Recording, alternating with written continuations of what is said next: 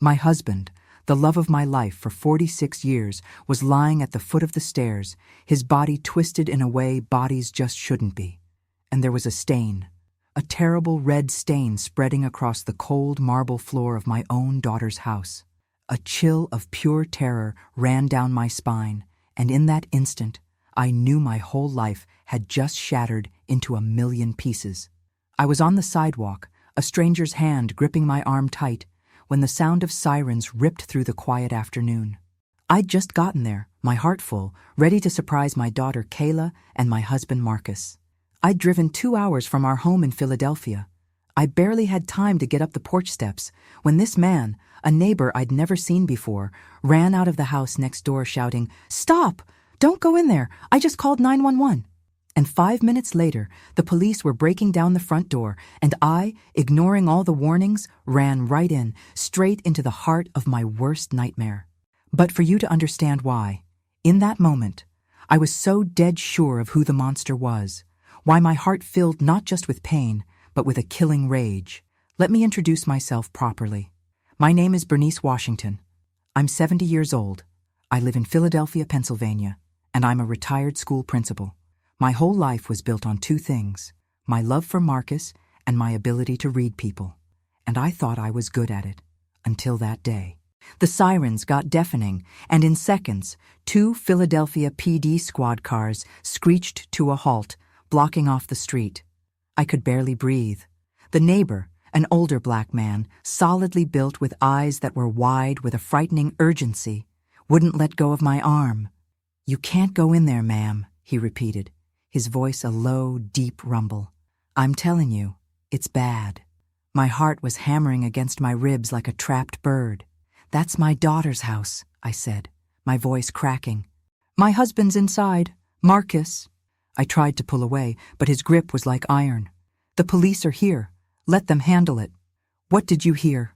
I demanded, my voice climbing an octave. "What happened in there?" He looked over at my daughter's house, his face grim. "It started about 12 minutes ago. Loud shouting. First a man's voice, then a woman's, then a loud crash, like heavy furniture going over and the sound of glass breaking. He looked right at me, and I saw the horror in his eyes. Then the woman screamed. Not just any scream, ma'am, a real scream, the kind you only hear once in your life. She begged, she yelled, "Please, stop, you're hurting him." "You're hurting him." The phrase echoed in my head. Hurting who? Marcus. My husband was 68 years old, a gentleman who wouldn't harm a fly. The very idea of anyone laying a hand on him made my blood boil. "And then?" I asked, my voice a hoarse whisper. "Then silence," the neighbor said. "A dead silence. That's when I called." In that instant, a man's face formed in my mind, clear as day. Ethan, my daughter's husband. I'd never trusted that man. From the day Kayla brought him home 4 years ago, my gut screamed that something was off about him.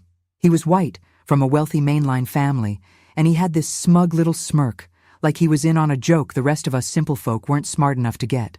He was some kind of investment fund manager, drove a German car that cost more than my first house, and he always talked down to us. He'd call me Bernice, never Mrs. Washington. He'd pat Marcus on the shoulder like he was a little boy. Me, a school principal who shaped thousands of young people for almost 40 years. And Marcus, my Marcus, a man of quiet dignity who always saw the good in everyone. "He's just nervous, Bernice," he used to say. "He's trying to fit in." But I saw it. I saw the way he looked at Kayla, not with love, but with possession, like she was another one of his expensive assets. And my daughter, my vibrant, strong, full-of-life daughter, had just faded. She became quiet, submissive, always looking for his approval. 3 weeks earlier, Marcus had come out here by himself. The official excuse was that Kayla had a miscarriage and needed her father. The story felt thin from the start. Kayla sounded strange on the phone, tense, and so did Marcus. On our last call, the night before, his voice was tight. "It's all right, Bernice," he'd said. Just let me handle this. Kayla needs me." Handle what? I should have asked. I should have pushed. But I trusted Marcus. Now, standing on that sidewalk, My trust felt like monumental foolishness. I should have come sooner. I should have trusted my gut. The miscarriage story was a lie. This was something else. This was Ethan. The two officers, a man and a woman, were already on the porch, their weapons drawn but pointed down. "Philadelphia PD, open the door," the male officer shouted, his voice echoing in the quiet street. Nothing. Just a terrible, heavy silence from inside the house. I broke free from the neighbor and rushed toward the porch. "My husband's in there, Marcus Washington, and my daughter Kayla," I yelled. The female officer held up a hand to stop me. "Ma'am, please stay back. We need you on the lawn." "That's my family!" I roared back, despair turning my voice into something I barely recognized. The male officer yelled again, banging on the door with his fist. "Open the door now, or we're coming in." More silence. "All right, breach it," the officer said to his partner. He took a step back and delivered a powerful kick right next to the doorknob. The wood splintered, but the lock held. He kicked again, harder. The doorframe cracked. On the third kick, the door flew open with a violent crash, slamming against the inside wall. The sound echoed my own runaway heartbeat. "Police! Clear!" they shouted as they disappeared inside, one left, one right. I didn't wait. I didn't care about their orders. I ran, pushing past the female officer on the porch, the neighbor, Mr. Williams, right behind me. "Ma'am, I said wait," she yelled, but I was already inside, and the smell hit me first, a metallic, coppery smell. Strong and unmistakable. The entryway was a wreck. A tall floor lamp was smashed, its shade crumpled like paper. A heavy oak chair was on its side. Shards of glass from a picture frame glittered on the hardwood floor. "Marcus!" I screamed, my voice tearing at my throat. "Kayla! In here!" The female officer's voice came from the living area, just past the stairs. I ran toward the sound. And then I saw him. My world didn't just stop. It disintegrated. It simply ceased to exist. At the foot of the stairs, on the beige ceramic tile Kayla and Ethan were so proud of, lay my husband, my Marcus. His body was twisted at an angle that wasn't natural. His eyes, open, vacant, stared up at the ceiling, and a dark, spreading pool was growing around his head, forming a halo in his graying hair. "Oh God, no, no, no, no." I think I said it out loud, or maybe I just thought it. My legs gave out, and I grabbed the wall to keep from falling. This wasn't real. It was a nightmare. I was going to wake up in my own bed, and Marcus would be there, warm and safe, beside me. But the coppery smell was too strong. The silence was too loud. The female officer was already kneeling beside him, her fingers at his neck. "I've got a pulse," she yelled to her partner. "It's weak, but he's breathing. Get an ambulance now." Breathing. The word was like an electric shock. The stone in my chest cracked. I lunged forward, my knees hitting the cold, hard floor. "Marcus, honey." "It's me, I'm here," I said, reaching for his hand. "Ma'am, don't touch him," the officer ordered, her voice firm. "The paramedics are on their way. We can't move him." I stayed there, kneeling and helpless, 2 feet from the love of my life, staring at the dark stain in his beautiful hair. And the rage began to bubble up under the shock. Who would do this to him? My eyes, burning with tears I refused to let fall, drifted up the stairs. And that's when I saw her, my daughter, Kayla.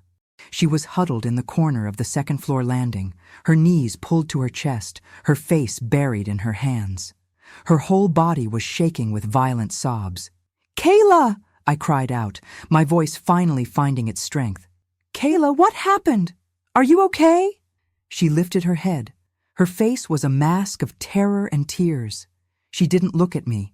Her eyes went past me, staring at something higher up. Then her arm shot out, her finger trembling as she pointed. "Him!" she shrieked, a sound so raw and pained it tore through the house. "It was him! He did it! He pushed Daddy!" I followed her shaking finger. My head snapped up, and there he was, Ethan. He was just standing there by the railing, staring down at the scene below, his cell phone still in his hand. His expensive dress shirt was torn at the collar, and his face.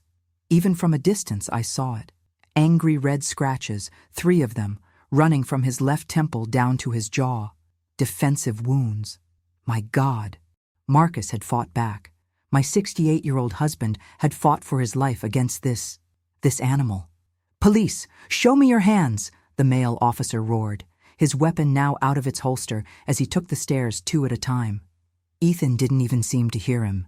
He just stood there, his mouth opening and closing, like he was in deep shock. The officer slammed him against the wall. "You have the right to remain silent." "No," Ethan finally whispered. "No, she's—" "Shut up," the officer ordered, yanking his arms behind his back. The sharp click of the handcuffs echoed through the house. That sound snapped me out of my trance. The ice in my veins turned to fire. "You!" I screamed, getting to my feet. "You worthless piece of trash! You did this!" I started for the stairs, my only thought to get my hands on him. But Mr. Williams grabbed me, holding me in a bear hug. "Bernice, no. Let the police handle it." I struggled, tears of pure rage finally blinding me. "He hurt my husband." "I didn't hurt him," Ethan started yelling, finally finding his voice as they dragged him downstairs. He was squirming, his eyes wild, looking right at me. "Mrs. Washington, Bernice, please! It wasn't me. Check her laptop. Check Kayla's laptop. She found out I was—" His desperate words were drowned out by Kayla's screams from the top of the stairs. "Liar! You monster! You tried to hurt him!" The officers hauled him out. The last thing I heard, before the door slammed shut, was his final howling cry. "The laptop!" The fluorescent lights of the hospital waiting room hummed. It was the only sound, a low, agonizing buzz that felt like it was drilling into my skull with every passing second. It had been 6 hours. 6 hours since I'd watched them wheel Marcus through those double doors, his face pale, his beautiful hair still marked with that dark stain. The doctor, a young man who barely looked old enough to shave, used words I couldn't hold on to. Severe head trauma, pressure on the brain, medically induced coma. He talked, but all I could hear was that humming. I was sitting in a hard plastic chair that felt like it was molded from ice. Beside me, my daughter Kayla was a crumpled heap of grief. She hadn't stopped crying. She was clutching a wad of scratchy hospital tissues, her body trembling with the silent sobs that shook her from head to toe. I put my arm around her, pulling her close. "It's going to be okay, baby," I whispered, but the words felt like ash in my mouth. My husband was in surgery, and the man who put him there was my son-in-law. "Mom," she finally whispered, her voice raw from crying. "I have to tell you, I'm so ashamed." I hugged her tighter, my old heart aching for her. "It's not your fault, Kayla. None of this is your fault." "But it is," she insisted, pulling back just enough to look at me, her eyes bloodshot and pleading. I let it happen. I hid it from you. I hid it from Dad." "Hid what, honey?" I asked, stroking her hair. She took a shaky, ragged breath. "Ethan, it's a sickness, Mom. A gambling addiction." The word hung in the sterile hospital air. Gambling. It made sense. It made a terrible, perfect kind of sense. The expensive watch I'd seen on his wrist last month. The new sports car he'd claimed was just a company lease. That arrogant, smug smile he always wore. It wasn't the confidence of success. It was the bluff of a desperate, broken man. "I didn't know how bad it was until about a month ago," she went on, the words tumbling out of her in a rush of sobs. "I found the statements, the online accounts. He'd lost everything, Mom. He'd emptied our savings account, all $85,000 of it. $85,000. I felt the warmth drain from my face. That was the money Marcus and I had given them for the down payment on the house. Our money. The money we'd saved over 40 years of hard work, of sacrifice, of sleepless nights. It was gone. I confronted him," she sobbed, her body shaking in my arms. "He promised he'd stop. He swore he'd get help. He begged me not to tell you. He said he was too ashamed to face you, that he couldn't stand for you to think he was a failure." That made sense, too. I'd never made a secret of my disapproval of him. Of course he'd be afraid of me. He knew I saw right through him. "And the miscarriage?" I asked, my voice barely a whisper. "The reason your dad came to stay." Kayla's face crumpled in pain, and she looked away. The shame was a palpable thing in the air. There was no miscarriage, Mom." "What?" The word came out of me like a puff of air. I lied, she whispered, fresh tears streaming down her face. I was so scared. I was desperate. I called Dad, and I made it up because I needed him here. I needed someone. I was terrified of what Ethan would do when he realized the money was completely gone. I didn't know who else to turn to. So that was it. Marcus had walked into a trap. My husband, the peacemaker, the protector, the one who always ran to save his children, had walked right into the lion's den, completely unaware of the danger. "He's so smart, Mom," Kayla cried, burying her face in her hands. "He's smarter than me. He must have seen the bank statements I hid in my desk. He found the notices from the credit card companies. This afternoon, while I was upstairs in the shower, he confronted Dad. I could picture the scene perfectly. My Marcus at 68, but with a spine of steel, standing up to this arrogant boy who had robbed our family. I heard them yelling," Kayla went on, her voice choked. "I ran downstairs. Dad was holding the statements. He was telling Ethan he was a thief, that he'd betrayed all of our trust, that he was going to call the police. I leaned in closer, my heart in my throat. And what happened, Kayla? Tell me." He snapped," she said, her voice breaking. "He grabbed Dad's arm, yelled at him to mind his own business. Dad tried to grab his phone and he pushed him. He pushed him, Mom, hard, with both hands. Dad, he flew backwards. He hit his head on the bottom of the stairs and he didn't get up." She dissolved into hysterical sobs, clinging to my blouse, and her story came to an end. I held her, but my body was stiff as a board. My mind was painting the picture over and over, my husband, my strong, brave Marcus, lying broken on the floor. All because of him, because of the leech I'd let into my family. I must have sat there for another hour, just stewing in my own fury, rocking my daughter as she cried. The humming of the lights was the only sound. Then a new voice cut through the quiet. "Mrs. Washington." I looked up. A man in a tired suit was standing there. He had the look of someone who'd seen the worst of the world and wasn't surprised by it anymore. "I'm Detective Hayes," he said, flashing a badge. "I need to ask you and your daughter a few questions. Your husband, Mr. Washington, he's out of surgery. He's stable, but he's in intensive care. He's not awake yet." Okay, I said, helping Kayla sit up, straightening her clothes. The detective looked from Kayla to me. "Your daughter gave a preliminary statement on the scene. I just want to clarify a few things. You both stated that your son-in-law, Ethan Brooks, pushed Mr. Washington during an argument." "That's right," I said firmly, my voice cold as ice. My daughter saw the whole thing. Detective Hayes nodded slowly, pulling a small notebook from his pocket. "The thing is, Mrs. Washington," he began, and he paused, his eyes weighing me up. "We have a conflicting statement." Detective Hayes's forehead creased slightly. "Conflicting from who? Ethan? Is he trying to lie his way out of this?" "No, ma'am. The conflicting statement is from your neighbor." He flipped through his little notebook. "A Mr. Williams, the man who called 911. I felt a knot of irritation tighten in my stomach. "What about him? He didn't see anything. He only heard things." "Exactly," the detective said, and his eyes, which had seemed tired, were now sharp and focused. "And he's very clear about what he heard. He says he heard the argument, yes, but he claims he distinctly heard a man's voice, presumably Mr. Brooks, yelling, 'Kayla, stop!' and 'Kayla, you're hurting him.'" I stared at him, incredulous. That's impossible. He's confused. He must have heard it backwards." "Maybe," the detective said, his neutral professional tone grating on my last nerve. "But he also says he heard Mr. Brooks yell, 'Give me the phone. I have to call 911. The world seemed to tilt for a second.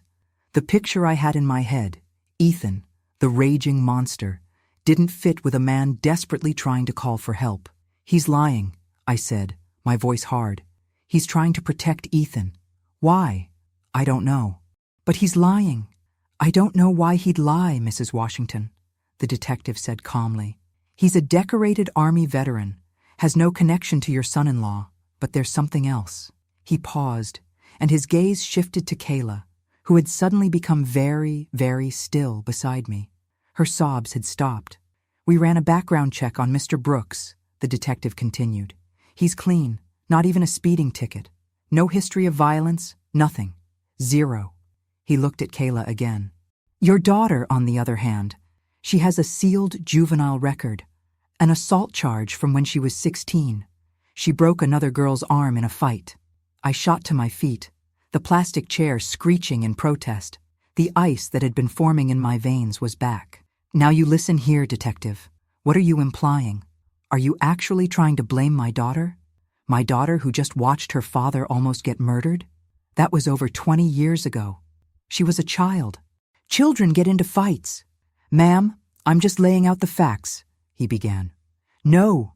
I cut him off, my voice dangerously low. "You're what? Trying to muddy the waters? That man, Ethan, is a gambling addict who stole $85,000 from my family. He attacked my husband when he was confronted. My daughter saw it. I saw the scratches on his face. My husband fought back." I was almost yelling now, the rage and fear mixing into a poisonous cocktail. "What more do you need?" "The scratches." "Yes," the detective said, his face unreadable. "We're looking into that." "The neighbor is an old man," I said, dismissing him with a wave of my hand. "He's probably half deaf. He heard what he wanted to hear. My daughter is the victim here. Now, you go do your job and make sure that monster rots in a jail cell." Detective Hayes held my gaze for a long moment, and for an instant, I didn't see a cynical cop. I saw a tired, maybe even sad man. "Understood, Mrs. Washington," he finally said, closing his notebook. "We'll be in touch." He turned and walked away, his footsteps echoing down the sterile hall. I sat back down, my heart pounding with righteous anger. How dare he? How dare he try to twist this, to blame the victim? I looked at Kayla. She was trembling again, looking smaller and more fragile than ever. "Mom," she whispered, her eyes wide with panic. "He thinks it was me." "No, he doesn't," I said, pulling her back into my arms, my resolve hardening like concrete. "He's just a lazy cop looking for an easy way out. Don't you worry, baby. I'm here. I won't let anyone hurt you. I believe you." And I did. In that moment, I believed her with every fiber of my being. It was the world against us. 2 days passed in that haze of hospital hums and antiseptic smells. Marcus was still in a coma. The surgery had been a success, the doctor said. But now it was a waiting game. That afternoon, I decided to go back to the house. The yellow crime scene tape was still stretched across the shattered doorframe, an ugly reminder of what had happened. It felt wrong to go in there, like a desecration. But the nurse said Marcus needed his things, little comforts from home that might reach him wherever his mind was. His robe, his toiletries, his worn leather slippers. I walked into the quiet house, avoiding looking at the dark stain on the entryway floor. I went upstairs quickly, gathered his belongings into a small travel bag, and got out as fast as I could. The air outside felt cleaner, easier to breathe. As I turned to go to my car, I saw him, the neighbor, Mr. Williams. He was sitting on his own front porch, just watching me. He didn't wave. He didn't smile. He just slowly got to his feet, a man moving with the stiff precision of old injuries, and walked across the manicured lawn that separated our two houses. He stopped about 10 feet away, his hands clasped behind his back. "Mrs. Washington," he said, his voice respectful but firm. "Mr. Williams," I nodded, clutching the travel bag tightly. "I wanted to thank you for what you did, for calling the police. You probably saved my husband's life." He just looked at me, his eyes sharp, searching. "Ma'am, I spoke to the detective. He came by this morning." "Detective Hayes?" "Yes, he spoke to us at the hospital," I said, tired. "I just wanted to leave, to get back to Marcus." "I don't think he believed me, Mrs. Washington," Mr. Williams said, and there was a weight to his words. "And I've got a feeling I need you to believe me." A knot of irritation tightened in my stomach. I was grieving. My family was in pieces. I didn't have time for the confused ramblings of an old neighbor. "Believe what, Mr. Williams?" I said, my voice sharper than I intended. "That you misheard? I was just at the hospital with my daughter. Kayla told me everything. That man, Ethan, he's a gambling addict. He stole $85,000 from our family. He attacked my husband when he was confronted. End of story. Mr. Williams didn't flinch. He just stood there, solid as an old oak tree, his posture ramrod straight. "Ma'am, with all due respect, I've lived next door to your daughter and her husband for 4 years. I'm a widower. I'm home most of the time. My living room windows stay open during the day." He took a step closer, closing the distance between us. "And I need to tell you something, ma'am. I spent 20 years in the United States Army, Signal Corps. My ears, my hearing, it's the one part of me that still works perfectly." A flicker of something I didn't want to admit, maybe respect, maybe doubt, shot through me. "I can tell you what kind of bird is in that tree over there just by its song," he went on, gesturing with his chin. "And I can tell you who does the yelling in that house." I gripped the handle of the travel bag, the thin plastic digging into my palm. "What are you trying to say, Mr. Williams?" "I'm saying," he said, his voice dropping, getting more serious, "that in 4 years I've maybe heard Mr. Brooks raise his voice twice. Once during a football game on TV, once when he dropped something heavy in the garage. But your daughter Kayla, ma'am, she yells. She yells every week, usually on Thursday nights. I think that's when the credit card bills come." My blood ran cold. His words were the exact opposite of the picture Kayla had painted, the picture of a submissive, terrified wife. "It's always about money," Mr. Williams continued, shaking his head slowly. "I hear her. Where is it, Ethan? You promised me, Ethan. I can't live like this." And him. He's always the one I hear trying to calm her down. His voice is always low. "It's okay, Kayla. We'll figure it out. Just calm down." That's the dynamic, ma'am. It's always been the dynamic. I stared at him, my mind scrambling, trying to find a flaw in his logic, in his certainty. This was wrong. It was a lie. The detective had said as much, and I'd dismissed him as a cynical bureaucrat. But hearing it from this man, this soldier, with his steady eyes and his unshakable conviction, it felt different. "That afternoon," I said, my voice trembling slightly, "you told the police." "I told them exactly what I heard," Mr. Williams interrupted, his eyes locked on mine. "And it wasn't the Thursday night yell. This was panic. I was in my backyard, right over there, by that fence." He pointed to a low wooden fence. "I heard your husband's voice first. He was upset. He said something like, 'Kayla, no, this is crazy.' Then I heard the crash, the glass breaking, the lamp, I guess." He took a deep breath, like he was bracing himself for an impact. "And then, ma'am, I heard Ethan, and he wasn't calm. He was terrified. He yelled, and I mean yelled. He bellowed, 'Kayla, look what you've done. You're hurting him.' The words hit me like a physical blow. 'You're hurting him.' They were the same words he told me the woman had screamed, but he was saying it was Ethan who'd said them. Then he screamed again," Mr. Williams said, his voice now almost a whisper. "Kayla, get away from him." My mind just stopped working. It was like trying to fit a round peg in a square hole. It made no sense. Kayla was the victim. Ethan was the monster. I saw the scratches. "And then," Mr. Williams said, his voice barely audible, "I heard him scream, 'Give me the phone. I have to call 911. He let the words hang in the heavy air between us, a cloud of poison. I couldn't speak. I just stood there, frozen on the sidewalk, the world beginning to spin under my feet. This was impossible.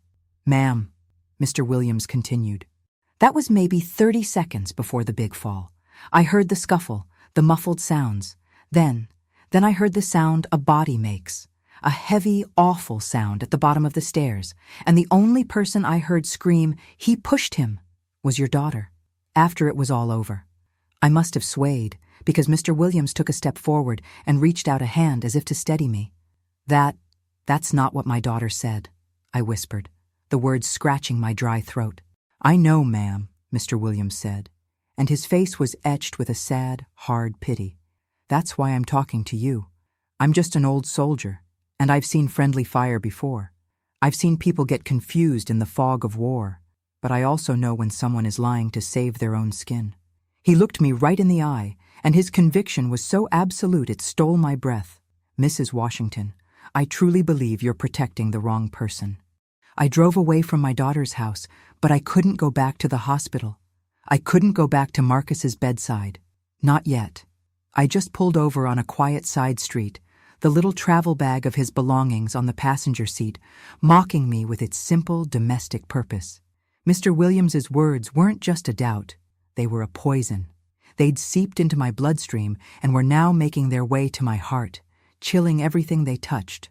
I truly believe you're protecting the wrong person. It was nonsense. It had to be. My daughter was a victim. I saw her.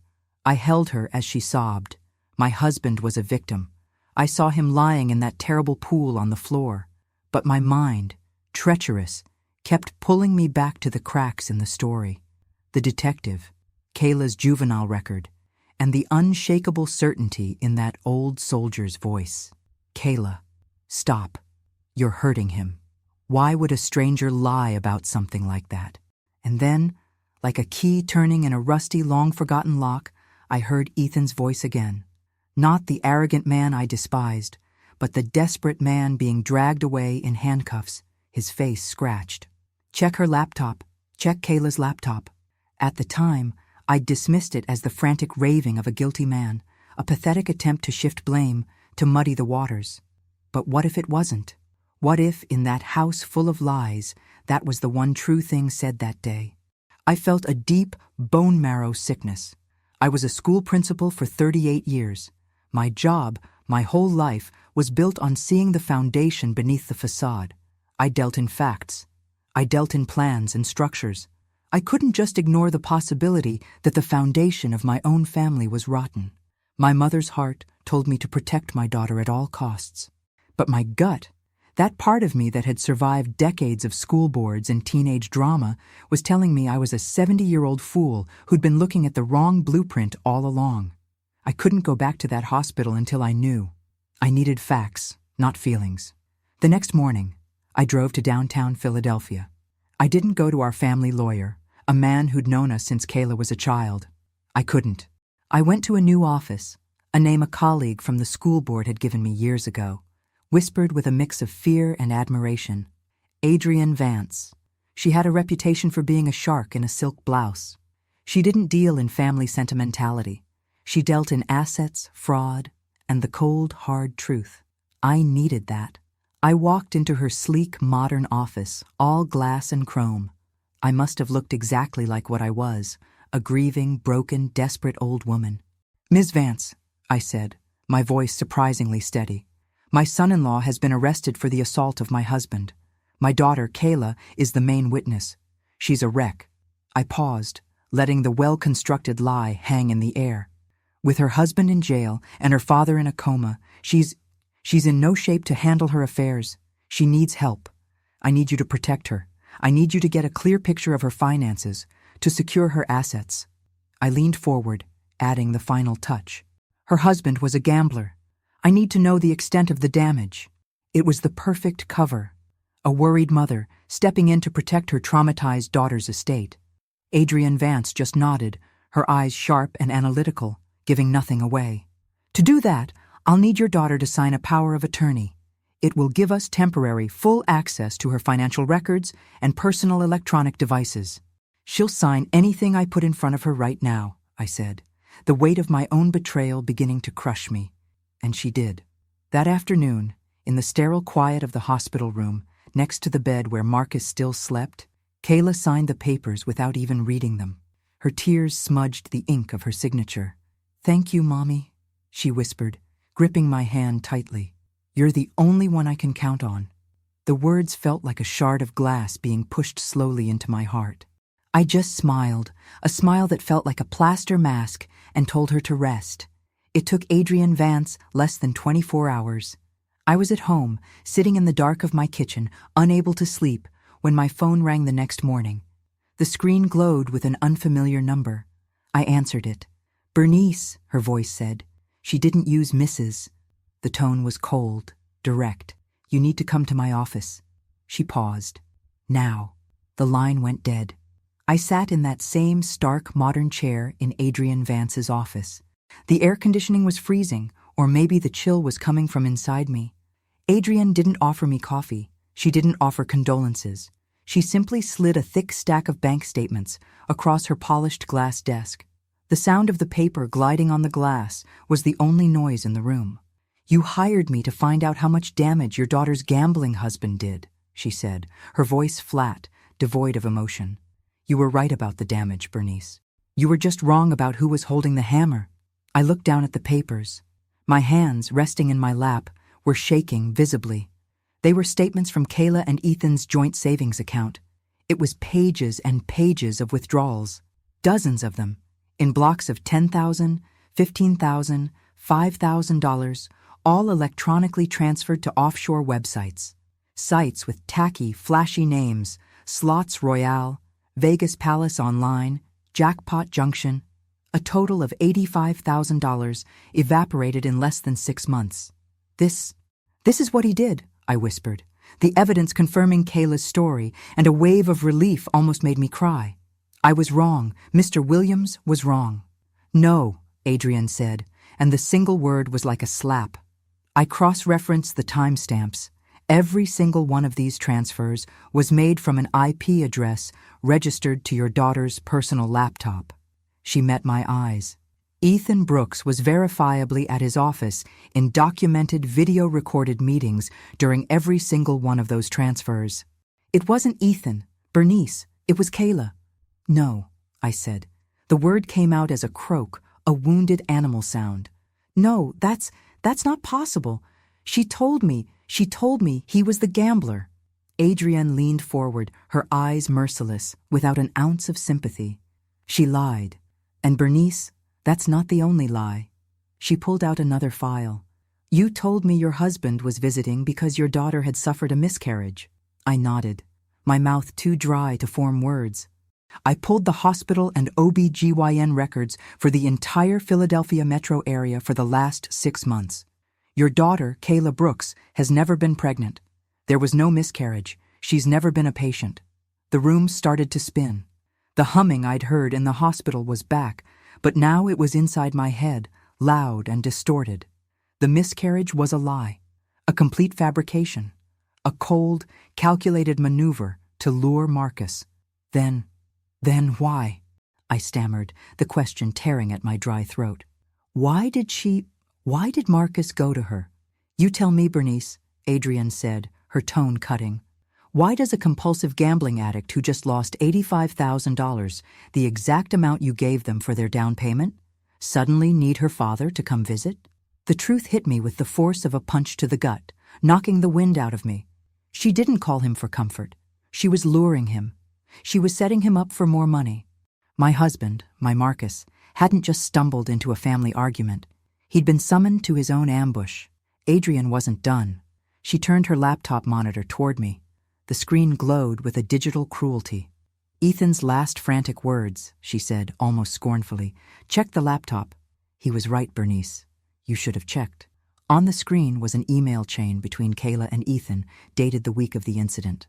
My vision was blurry, with tears that hadn't yet fallen. Adrienne, noticing, read the words aloud for me, her voice slicing through the silent room like a blade. This one is from Ethan to Kayla, she said. Kayla, I can't do this anymore. I just checked the joint account. It's empty. You promised me you'd stop. You promised me you'd get help. We're going to lose the house, Kayla. We're going to lose everything. I put my head in my hands, the weight of the world crashing down on me. I couldn't breathe. Scroll down, I managed to say. Adrienne clicked. Kayla's reply appeared on the screen. It's just a setback, Ethan. I can win it back. I just need a little more. Your parents have money. Or just ask your dad. Just don't tell mine. Please, Ethan, don't tell them. I can fix this. And then the final email, the one that sealed all our fates. From Ethan, sent on the afternoon of that terrible day. No more lies, Kayla. I'm done. I'm done covering for you. I'm done watching you destroy yourself. I'm calling your parents. I'm telling them everything. You need help, and if you won't get it, I will get it for you. I love you, but I will not be your accomplice anymore. Adrienne looked away from the screen, and her gaze pinned me to the chair, impaling me with the final truth. That email was sent at 1:17 p.m. on Tuesday, Bernice. Your neighbor's 911 call was at 4:30 p.m. That was the argument your husband walked in on. Ethan wasn't attacking him. He was trying to get help for your daughter. He was trying to tell the truth. I left Adrienne Vance's office, but I couldn't drive. I couldn't go anywhere. I stepped out onto the busy Philadelphia street, and the noise of the city, the traffic, the horns, the chatter of the lunchtime crowd, hit me like a physical wave. I stumbled to a concrete bench at a bus stop and just put my head in my hands, the whole world dissolving around me. I was wrong. And it wasn't a small error in judgment. It wasn't a misunderstanding. It was a catastrophic, monumental failure from a woman who prided herself on her discernment. I, Bernice Washington, a woman who'd spent her life priding herself on seeing the structure of things, a woman who ran schools and guided generations, had failed to see the rot in the foundation of my own family. I'd let my bias, my plain, ugly bias against Ethan, blind me completely. I wanted him to be the villain. It was easier. It fit the narrative I'd already written in my head. And because of it, I'd ignored every red flag, dismissed every piece of contrary evidence. I felt sick, physically ill. I thought of Ethan, sitting in a jail cell at that very moment. I thought of the scratches on his face, the ones I'd so confidently pointed to as proof of his guilt. My God, Marcus must have done that. Or Kayla, in the struggle. He had been attacked. He was trying to protect my husband, trying to get help for the woman he loved, and I'd been part of the mob throwing the stones. I validated the lie. I fed it.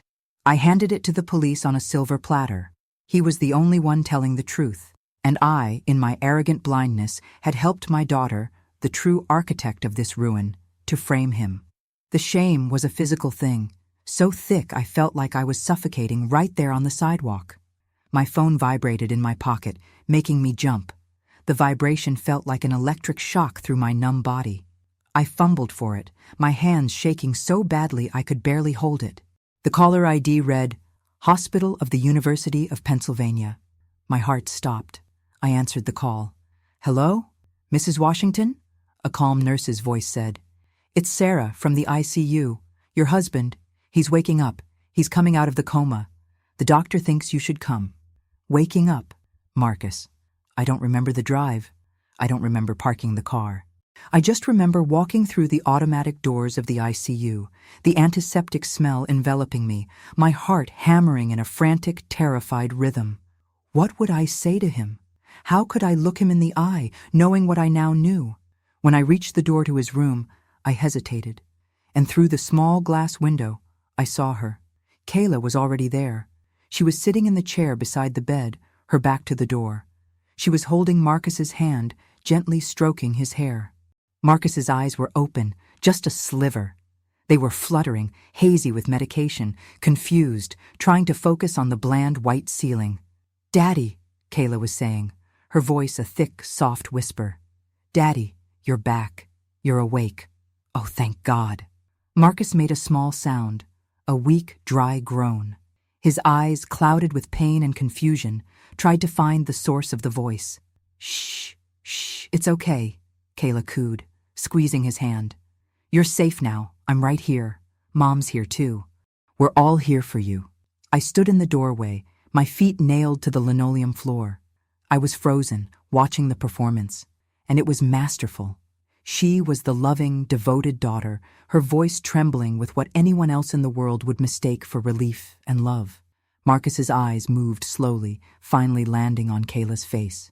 We got him, Daddy, Kayla whispered, leaning in so close her hair brushed his pillow. He can't hurt us anymore. Ethan, he's in jail. Her voice was filled with a false sense of security. The police took him away. He's gone. You're safe. We're all safe now. I watched the words hit my husband. I watched Marcus, weak and broken, try to process this new, terrible information. Kayla was reinforcing the lie, cementing it in his vulnerable mind. She was using his confused state to build her false narrative before I could get to him, before the truth could have a chance. She was poisoning the only witness who could destroy her. But I was watching my husband's face. I know Marcus. I've known him for 46 years. I know the way his eyes crinkle at the corners when he truly smiles. I know the way his jaw sets when he's angry. And I know, dear God, I know what he looks like when he's afraid. I expected to see relief. I expected to see peace. A softening of the tension in his facial muscles. A release. That's not what I saw. As Kayla spoke, whispering her poisonous lies, Marcus's eyes didn't soften. They widened, just a fraction of a millimeter, but I saw it. And I saw the monitor beside his bed, that little green number tracking his heart rate, beep, beep, beep. It had been steady, a slow, constant rhythm at 72 beats per minute. But when Kayla said the words, "Ethan's in jail," the number jumped. 78, 84, 90. It wasn't relief, it was panic. His gaze shifted, moving past Kayla, frantically searching the room. He wasn't looking at her as his savior. He was looking for something, or someone. He wasn't reacting like a victim who'd just been told his attacker was caught. He was reacting like a hostage who just found out his only rescuer had been taken away. Kayla, lost in her own masterful performance, noticed nothing.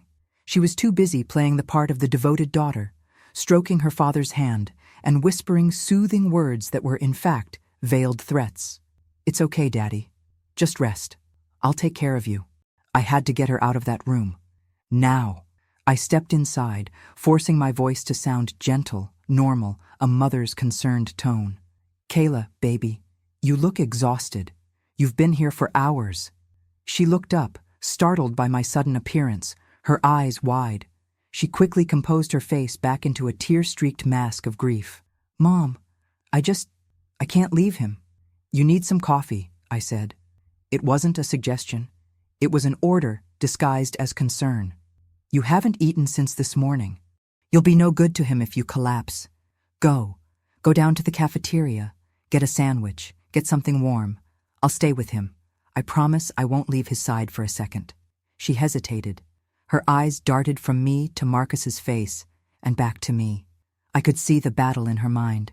She didn't want to leave. She didn't want to leave her vulnerable father alone with me, not now that he was waking. "Go," I said, with a little more force in my voice, my school principal authority coming through. "That's an order, young lady. I'll call you if anything changes. Go." She finally relented, maybe realizing that arguing would look strange. She gave Marcus's hand one last tight squeeze. "I'll be right back, Daddy. I love you." She walked past me in the hall, still sniffling, the perfect picture of the devoted, heartbroken daughter. The moment the ICU door swished shut behind her, I was at the bedside. The room was heavy with the smell of antiseptic and the now faster beep of the heart monitor. I took Marcus's hand in mine. His skin was so cold, so thin to the touch. "Marcus," I whispered, leaning in so only he could hear. "Honey, it's me. It's Bernice. You're safe now. I'm here." His eyes, full of a desperate, terrifying urgency, found mine. "Honey, what happened?" I whispered, my own voice breaking. "I need the truth. I know about Kayla. I know about the gambling. I saw the laptop. I know Ethan was trying to get help. Just tell me what happened." His lips, chapped and dry, began to tremble. A small, dry sound came out, a click in his dry throat. He tried to swallow. "It's okay," I soothed him, feeling my own heart break into 1,000 pieces for him, for us. "It's okay. Just whisper. I'm right here. I'm listening." His eyes filled with tears. Not his daughter's performance tears, but real, hot tears of pure terror. They pooled at the corners of his eyes and overflowed, running down his temples into his matted hair. "It was," he whispered. His voice was a dry rasp, barely a puff of air. "What, honey? What was it?" "It was Kayla," he breathed, the words a tiny puff of air that carried the weight of the world. My heart shattered. "I know, honey. I know she lied. Was it just because of the money? Did she just panic?" Marcus shook his head. A tiny, almost imperceptible movement, but one I could see cost him everything. The tears came faster, silent and full of pain. His gaze was locked on mine. He was using every last ounce of his strength, every scrap of life left in him to push the words out. "She found," he gasped. "Found what, Marcus? What did she find?" "She found my will." The word hung in the sterile air of the hospital room, loaded with a weight I couldn't comprehend. Will. What will? Our will was simple, straightforward, drawn up 20 years ago. It left everything to each other. And after we were both gone, it was all to be split evenly between Kayla and our other son, who lived in California. Marcus, honey, I don't understand, I whispered, squeezing his cold hand. Our will. It's in the safe deposit box at home. She couldn't have found it. He closed his eyes for a moment, a look of sheer agony crossing his pale face. The heart monitor sped up again. Not that one, he rasped, his voice a thread. The other one. Other will? What other will? He took a breath, a rough, painful sound. My Uncle Joseph, he whispered. Do you remember him? Of course I remembered. Uncle Joseph, his mother's older brother, a reclusive, eccentric man who lived on a farm in rural Pennsylvania and whom we had visited only a handful of times in 46 years of marriage. He'd passed away about a year ago. Marcus went to the funeral alone. I'd been down with a terrible flu. He came back a few days later, quiet and thoughtful, and said the uncle had left nothing but debts. I never questioned it. He didn't leave debts, Bernice, Marcus confessed, the tears now streaming down his temples. He left everything to me. The farm, the land. He'd sold it before he passed. The money. It was in a trust. I stared at him, my brain struggling to process the information. Money? Marcus, how much money? He swallowed hard, the effort obvious. $1.3 million. $1,300,000. The sum was so vast, so outside our reality of educators' salaries and modest pensions, that it felt like fiction. I just stood there, silent, trying to understand. Why would he hide this from me? Why? I whispered, the question burning in my mind. Why didn't you tell me, Marcus? His eyes met mine, and in them I saw a deep and ancient shame. Fear, he said. My father, you know how he was. Gambled away the family's everything. My grandfather's money, the house, all of it. I grew up with nothing because of it. I've seen what easy money can do. I saw it in Kayla. His confession hit me hard. It was true. I'd noticed it too over the years. Kayla's need for newer, more expensive things. The way she always seemed to be one step ahead of her finances, but never comfortably. The little lies about the price of a handbag. The excuses for needing just a little more for the bills. We had both seen it. We had both ignored it, hoping it was just a phase. I saw the same sickness in her that I saw in my father, Marcus continued, his voice gaining a sliver of strength from the urgency of the confession. I didn't want Uncle Joseph's money to destroy her. I kept it a secret. I drew up a new will. Just for that money. I put it all in a trust for the grandchildren, for their college, and for charity. I cut her out, just from that inheritance. I didn't want her to touch a penny of it. My God. Now it all made sense. The terrible puzzle finally snapped into place. She found the papers, I said, more to myself than to him. He nodded, a tiny, pained movement. I brought them with me. I was stupid. I thought I could use them to scare her into getting help. I thought if she saw the consequences, what she was losing, she might stop. He paused, a dry sob shaking his frame. I confronted her that afternoon. Not about the $85,000. I didn't even know about that. I confronted her about her sickness. I showed her the copy of the new will. I could picture the scene. Kayla, the spoiled daughter, the princess, finding out a fortune she never even knew existed had been taken from her. She went insane, Bernice, Marcus whispered, the terror still fresh in his eyes. She wasn't my daughter. She was a stranger. Her eyes, they were filled with hate. She screamed that I was robbing her, that the money was hers by right. She grabbed the papers, started tearing them up. She picked up the lamp and threw it at the wall. The breaking glass, the crash of furniture. Mr. Williams had heard it all. Ethan ran downstairs, Marcus went on, his breathing getting shorter. He tried to step in, tried to calm her down. He yelled at her to stop. "You're hurting him," he screamed at her. She scratched him, his face, when he tried to grab the kitchen knife from her. Knife. My blood ran cold. Knife? What knife? She got it from the drawer, he gasped. She said if she couldn't have the money, no one would. Ethan got between us. He was trying to get his phone to call the police. I tried to help, tried to get the knife from her. And that's when That's when she pushed me. He closed his eyes, reliving the moment. With all her strength. I was at the top of the stairs. I just fell. The room was silent, save for the steady beep of the monitor. The truth, in all its ugliness, was finally laid bare. It wasn't a panic over a gambling debt. It was a murderous rage over a lost inheritance. My daughter.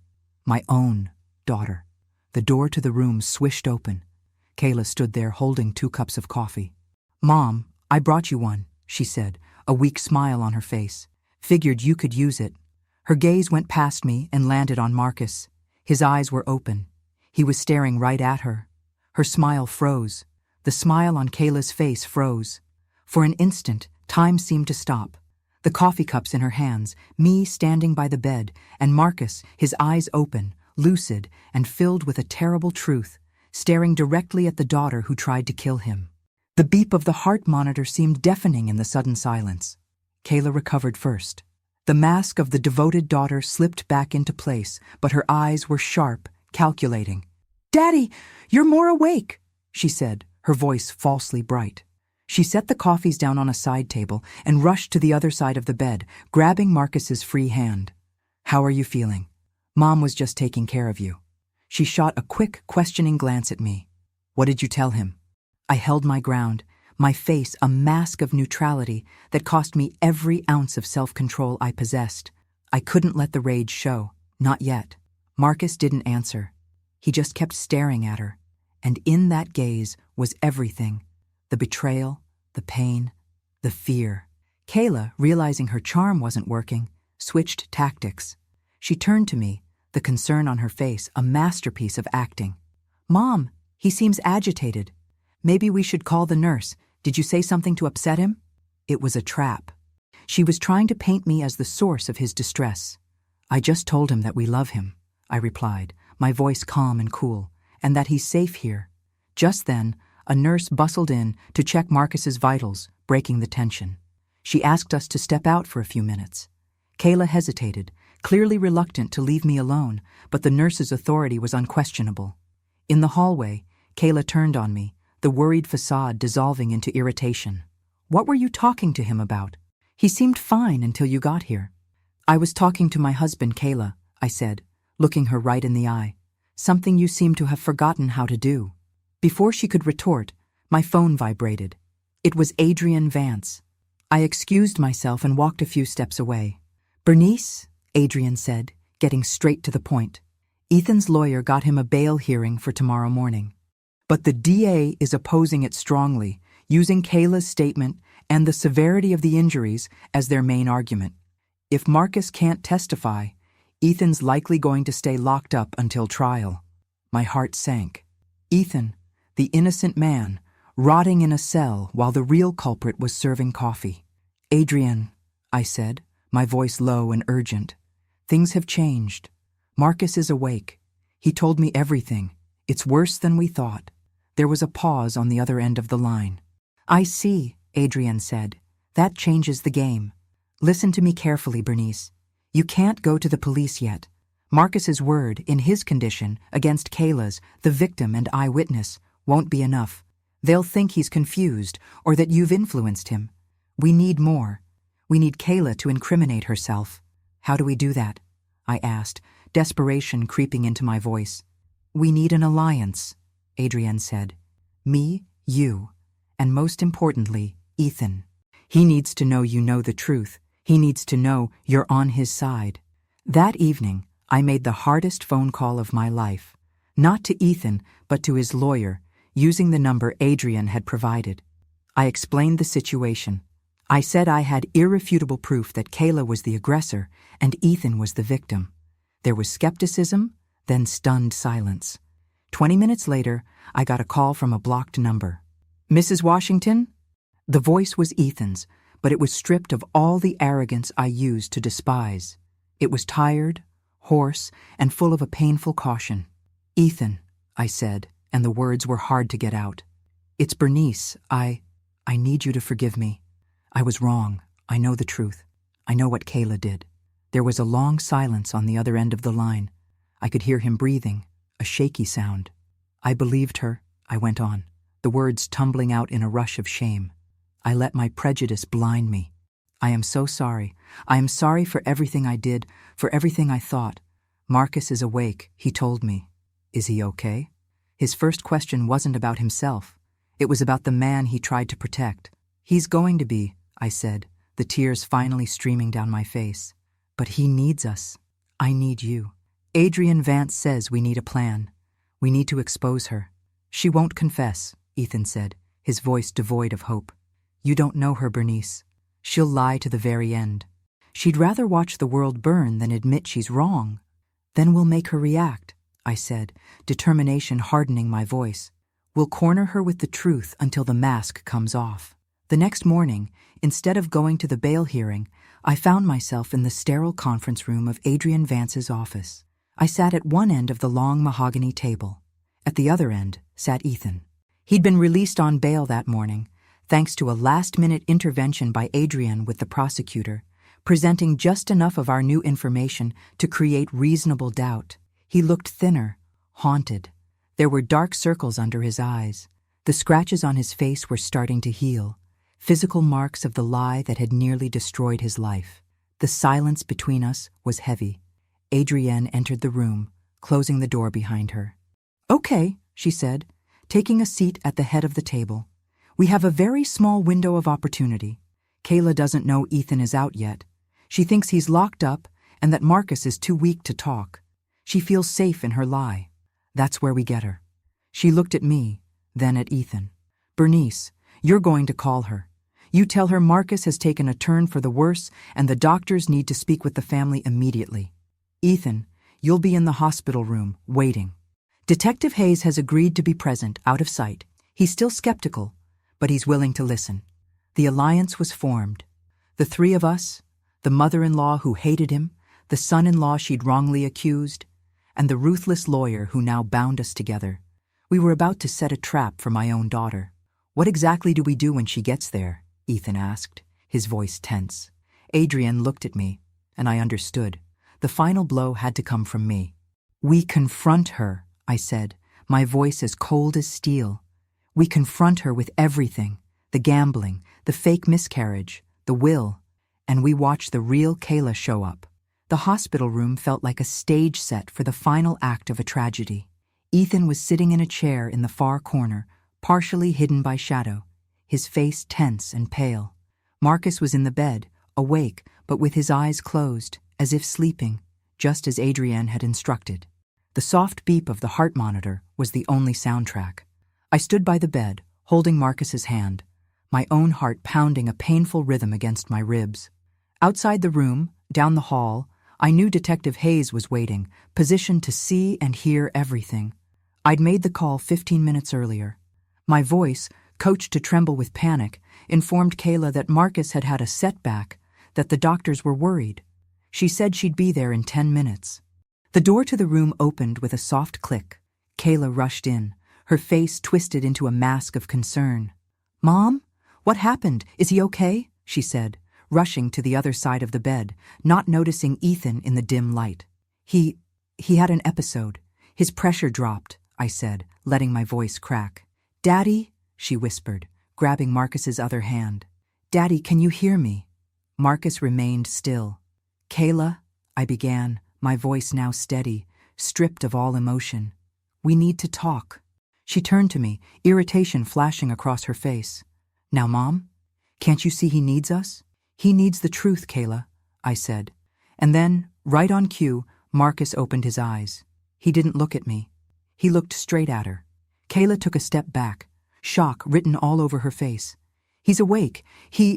We know, Kayla," I cut her off. "We know everything." The air in the room grew heavy, electric. Kayla's face shifted from feigned concern to wary confusion. "Know what?" "Mom, you're not making sense. You're tired." "No more lies," I said, my voice rising. "We know about the gambling, the $85,000. We know there was no miscarriage." The color drained from Kayla's face. She looked from me to Marcus, whose eyes did not waver. That's not true. It was Ethan. He's trying to frame me. He's lying." "Am I lying?" A voice came from the shadow. Ethan stood up, stepping out of the darkness. "Am I lying, Kayla?" Kayla let out a choked gasp, stumbling backward, her eyes wide with pure shock and panic. "You! What are you doing here? You're supposed to be in jail!" "The truth has a way of coming out, Kayla," Ethan said, his voice low and full of a cold pain. "I told them to check the laptop. They checked. The trap was sprung. The walls were closing in on her." "This is ridiculous," she spat, the venom starting to leak through her victim facade. "You're all against me. Daddy, tell them." "Tell them what that monster did." All eyes turned to Marcus. He pushed himself up on one elbow, the effort visible on his face. His voice, when he spoke, was a hoarse whisper, but every word was crystal clear. "He didn't do anything, Kayla," Marcus said, and the sound of his own voice condemning her seemed to hit her like a physical blow. "He tried to help me. He tried to stop you." "No!" she screamed, the sound sharp and desperate. "You're confused. You hit your head. He's lying." "And the will, Kayla?" I said, delivering the final blow. "Is Marcus confused about that too? About the $1.3 million he cut you out of because he saw the sickness in you?" That was it. The final trigger. Kayla's mask didn't just slip, it shattered. Her face twisted into a mask of pure fury, a rage so ugly and distorted I barely recognized her as my daughter. "That money was mine," she hissed, her body trembling with rage. "It was my birthright, you old fool. You were going to give it to strangers instead of your own daughter. I took care of you. I loved you."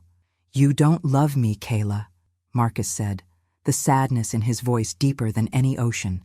"You love money." "He stole from me," she shrieked, pointing a trembling finger at Marcus. "He deserved it. You all deserve it.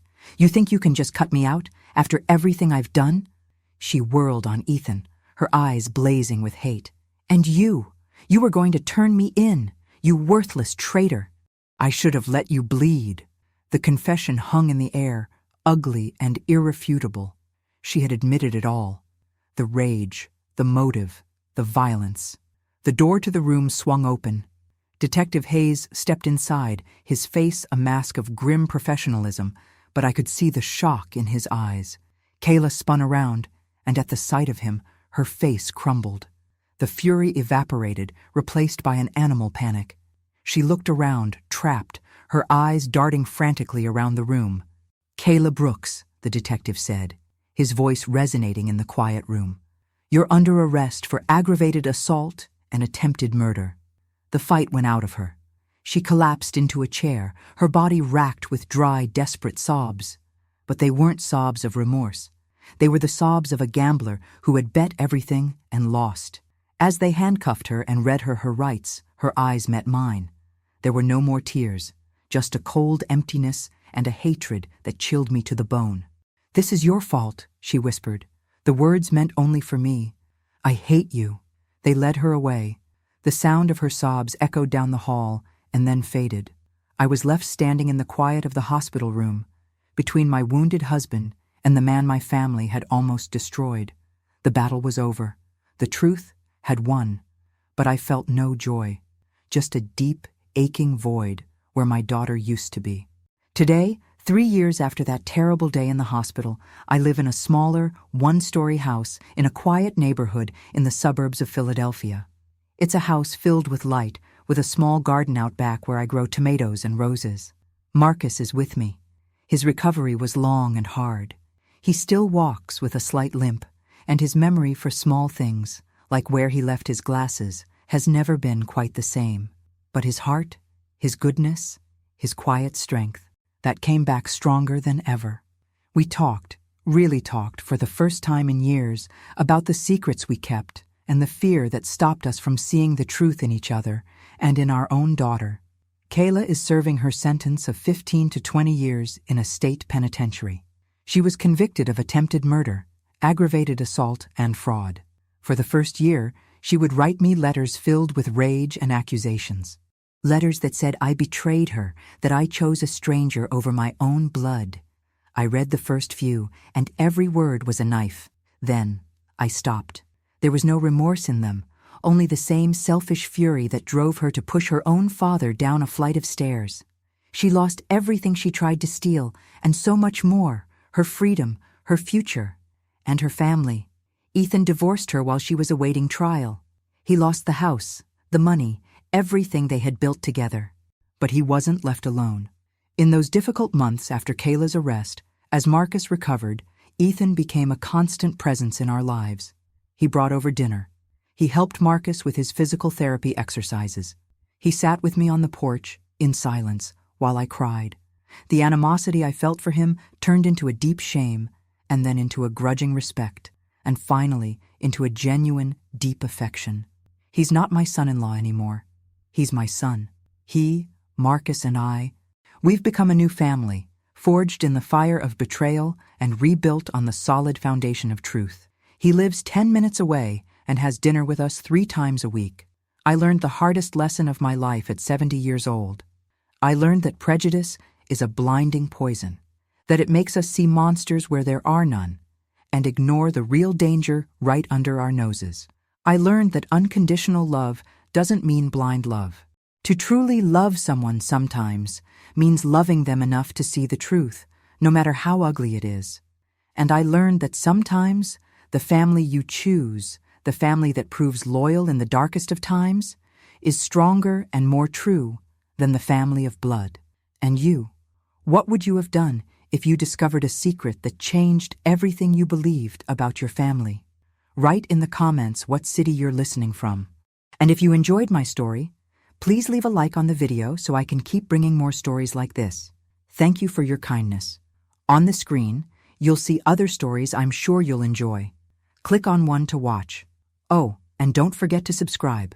Until the next story.